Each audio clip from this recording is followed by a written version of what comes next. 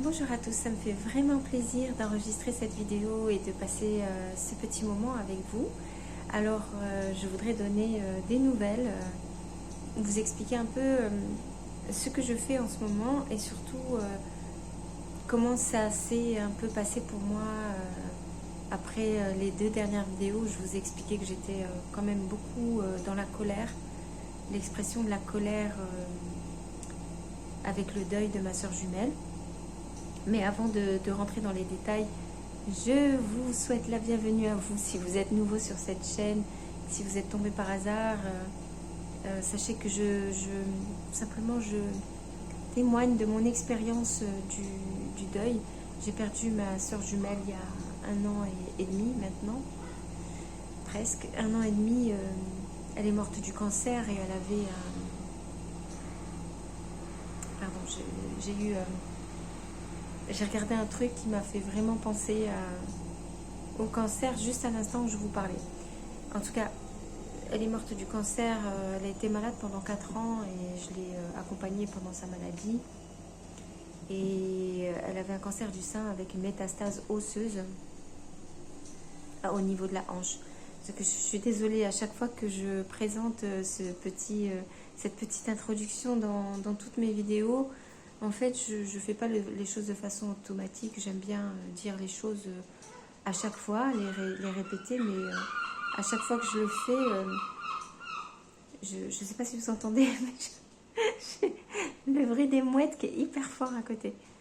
À chaque fois que je parle de ça, à chaque fois que je dis ce morceau-là, j'ai un arrêt sur l'image dans mon cerveau. Il ne marche plus en fait. Je suis à chaque fois sous le choc de dire ce que je suis en train de dire. Ça me fait, vous voyez, ça fait 1 an et demi que je fais des vidéos et ça n'a pas évolué à ce niveau-là. Je continue à être extrêmement déboussolée quand je prononce ces phrases. Voilà. Donc, pour en revenir à vous, si vous êtes là et que vous avez envie, vous êtes les bienvenus pour rejoindre la petite communauté qu'on a créée sur cette chaîne. On n'est pas très nombreux, mais la majorité des gens qui sont sur cette chaîne sont des gens qui ont vécu l'expérience du deuil, qui ont vécu cette épreuve de la séparation et de l'attachement. Et aussi, une grande partie d'entre vous, vous avez aussi accompagné une personne malade. Vous avez aussi vécu la fatigue de l'accompagnant et les angoisses qui vont avec. Et vous êtes là, tout comme moi, parce que nous sommes ceux qui restent. Ceux qui restons. Voilà, là, je parle plus français, hein, pardon, hein, vraiment. Alors, si vous suivez ma chaîne depuis le début, vous savez que j'ai des séquelles, en fait, malheureusement cognitives. Depuis que ma sœur est morte, je n'arrive plus à récupérer toutes les fonctions normales de mon cerveau tel qu'il était avant. Ça ne va pas vous dire grand-chose parce qu'on ne s'était pas encore rencontrés avant. Vous ne pouvez pas avoir un point de référence ni de comparaison. Mais je peux vous assurer qu'il y a quand même pour moi une grosse difficulté aujourd'hui. Et j'ai cru comprendre que vous étiez aussi un certain nombre à avoir eu des séquelles aussi après avoir perdu l'être cher. Donc voilà, et voilà, je bloque à nouveau, je m'arrête sur cette phrase. C'est terrible. En tout cas, vous pouvez vous abonner, mettre simplement un pouce sur cette vidéo si vous êtes de passage. Et vous pouvez également utiliser l'espace des commentaires pour justement raconter votre histoire. Ensuite, vous pouvez aussi donner des conseils, des astuces. Qu'est-ce que vous avez fait pour aller mieux, pour supporter le deuil, pour revenir vers la vie. Sachez que moi je parle là devant la caméra, mais en réalité il y a aussi plein de gens qui lisent et qui écoutent tout simplement, qui sont plus réservés, mais pour qui ça peut aussi apporter beaucoup de lire vos conseils. Donc ne pensez pas qu'il n'y a que moi qui vous lis, il y a vraiment tout le reste de la communauté. Alors même si c'est une petite communauté, ça fait quand même un petit nombre et ces personnes-là, je suis persuadée que ça leur fait du bien aussi de vous lire. Donc j'ai beaucoup de mal à me concentrer aujourd'hui parce que j'entends le bruit, je dis le bruit, mais le chant des mouettes, c'est pas des mouettes d'ailleurs, c'est des goélands, mais on dit souvent des mouettes quand on entend ce chant, parce on confond la majorité du temps les mouettes et les goélands.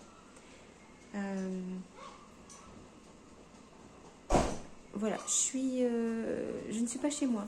Je ne suis pas chez moi. Je pense que vous avez remarqué que le décor n'est pas du tout le même. Je suis partie il y a il y a un peu moins d'une semaine. J'ai accepté une invitation de quelqu'un que j'ai rencontré, un ami en fait que j'ai rencontré il n'y a pas si longtemps, qui me paraît être une bonne personne.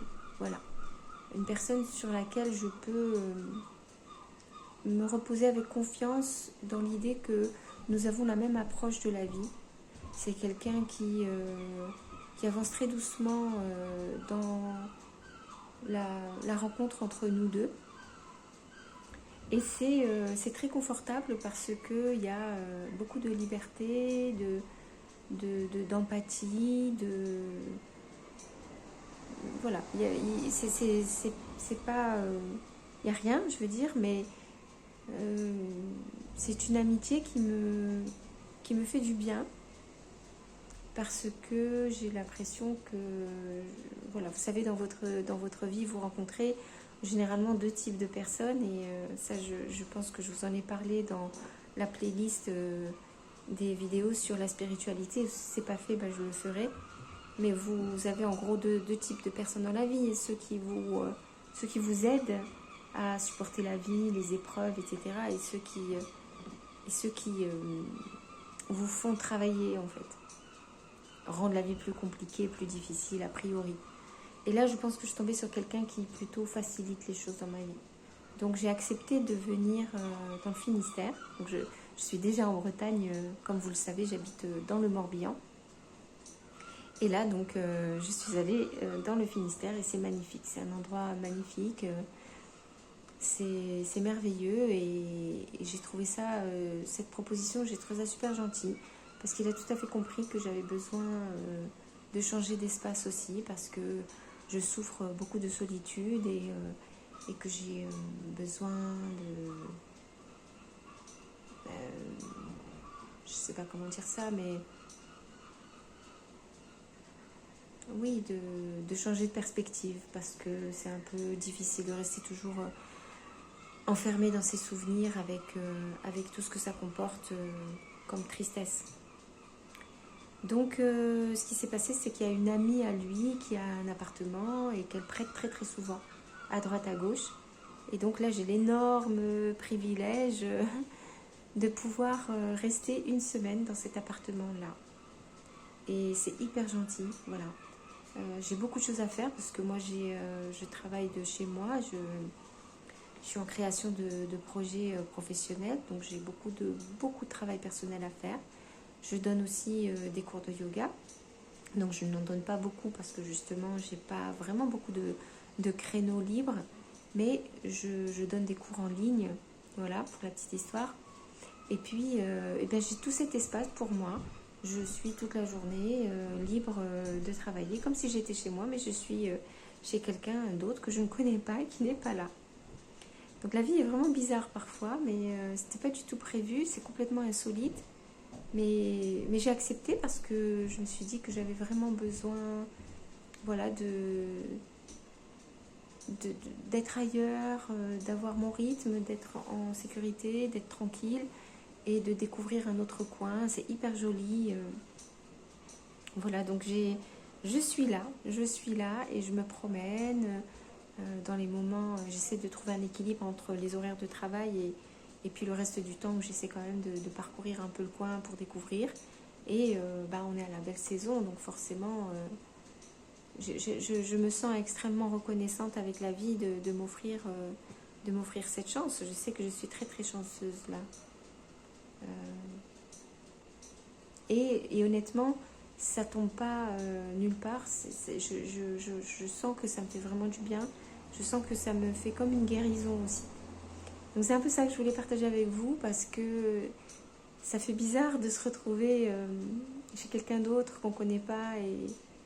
Mais j'ai l'habitude dans ma vie, j'allais dire, ma vie d'avant, Je suis une grande voyageuse, je suis quelqu'un qui voyage énormément, qui aime bien prendre des risques, mais des risques calculés, on va dire.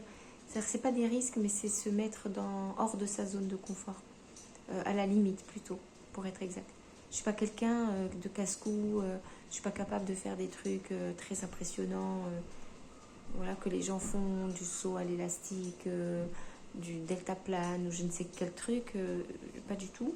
Mais je connais ma limite. Je suis quelqu'un de très peureux et en même temps de très courageux, quelque part. Donc ce qui fait que j'ai l'habitude de voyager et de me mettre dans des situations où je ne suis pas dans le confort pour me permettre d'apprendre à avoir confiance en moi, d'avoir confiance en la vie et d'avoir confiance aux autres. Et donc j'ai l'habitude comme ça de voyager. Et dans mes voyages, j'ai aussi l'occasion de faire ce qu'on appelle du couchsurfing. Donc c'est un mot en anglais qui signifie aller dormir dans le canapé chez des gens que tu ne connais pas. Donc c'est un réseau international qui proposait ça à l'époque. Je pense que ça existe encore aujourd'hui, je ne sais pas. Mais il suffit en fait de contacter les gens quand on a constitué un profil et puis de leur demander s'ils sont d'accord pour les personnes qui sont volontaires, de leur rendre visite pour par exemple 2 nuits, 3 jours, quelque chose comme ça. Parce que voilà, on veut visiter la région. Moi je me souviens que j'avais fait ça par exemple aux États-Unis parce que j'avais envie de pratiquer l'anglais et que aller chez des natifs, forcément j'allais parler que en anglais. Donc j'avais fait ça aussi pour ça, pour découvrir des nouveaux coins, et les gens qui acceptent que vous veniez chez eux, bah déjà c'est gratuit, c'est ça qu'il faut savoir. Donc c'est pas tout le monde qui fait ça. Il faut bien choisir aussi parce qu'il y a du tout et n'importe quoi. Et puis il y a ce côté générosité partagée. C'est évident que quand on va chez eux, les gens, on ne s'attend pas à mettre les pieds sous la table, on ne s'attend pas à ce qu'on nous invite. L'objectif c'est quand même de les remercier soit en partageant avec eux les repas, c'est nous qui cuisinons, soit on les invite si on peut le faire dans un restaurant ou dans un truc, enfin on essaye de rendre l'appareil quoi.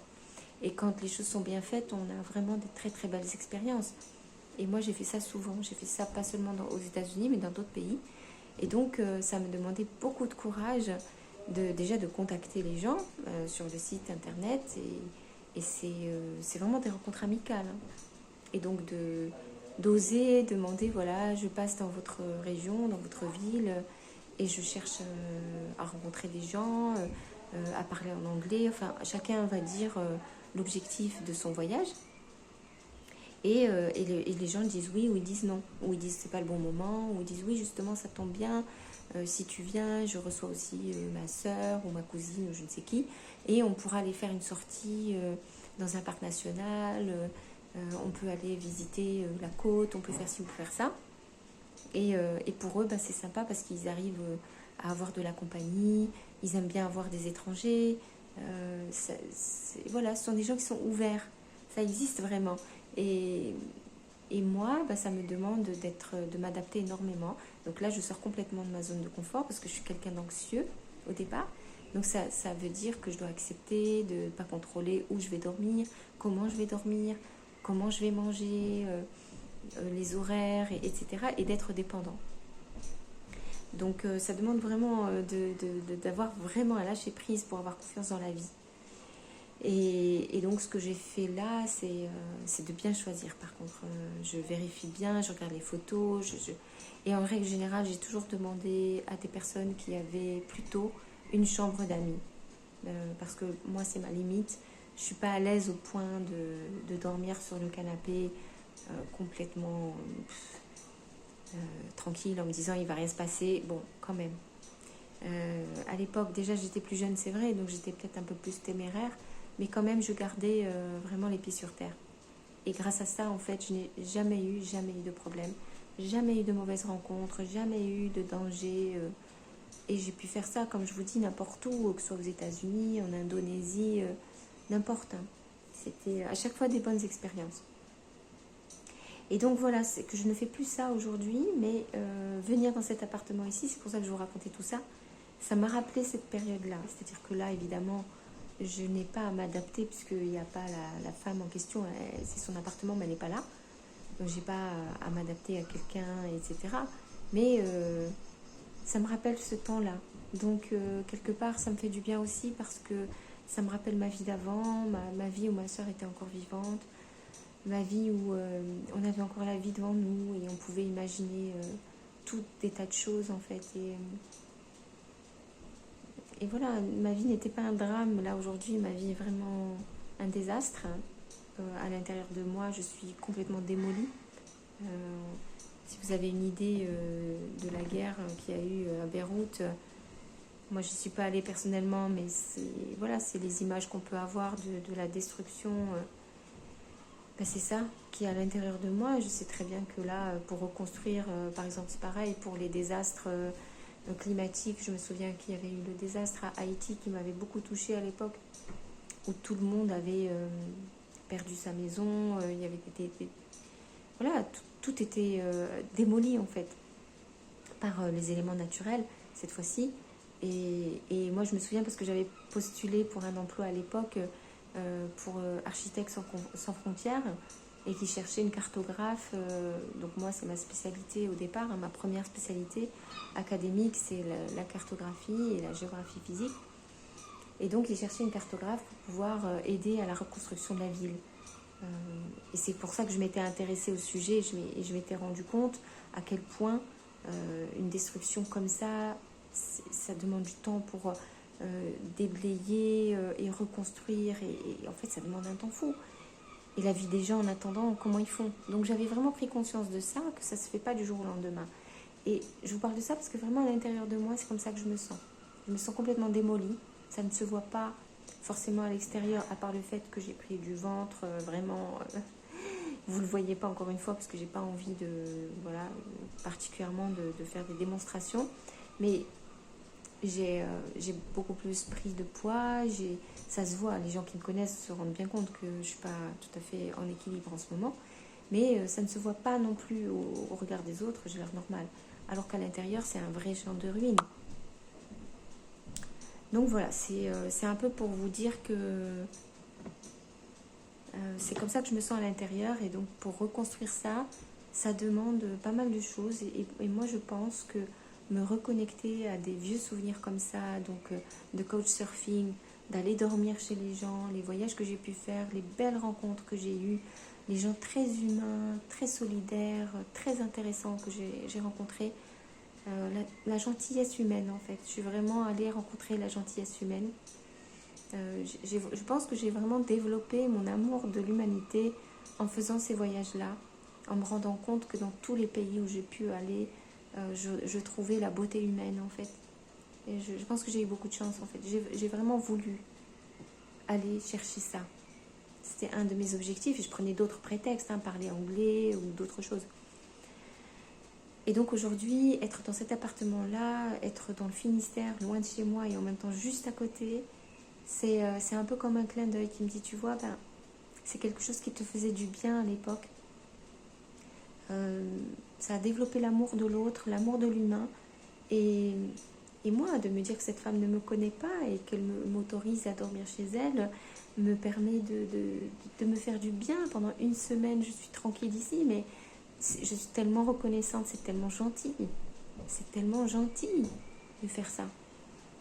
Donc voilà, ça me connecte à une émotion et une vibration très très positive. Et c'est typiquement ce genre de choses qui permettent de guérir. Donc voilà, c'est ça que je voulais partager avec vous. Dites-moi en commentaire, vous, s'il vous plaît, est-ce que ça vous arrive aussi de rencontrer des gens tellement humains, tellement gentils, que vous sentez que vous êtes en train de guérir, que ça vous fait du bien vraiment. Et si c'est le cas, racontez-moi dans les commentaires comment ça se passe. Et je vous dis à très vite pour une prochaine vidéo. J'espère à très vite pour une prochaine vidéo. D'ici là, prenez soin de vous et faites comme moi. Prenez des risques, sortez un peu de votre zone de confort, essayez d'aller voir. On ne sait jamais, peut-être ça se trouve, on arrivera à être heureux. En tout cas, je nous le souhaite. Alors à très bientôt.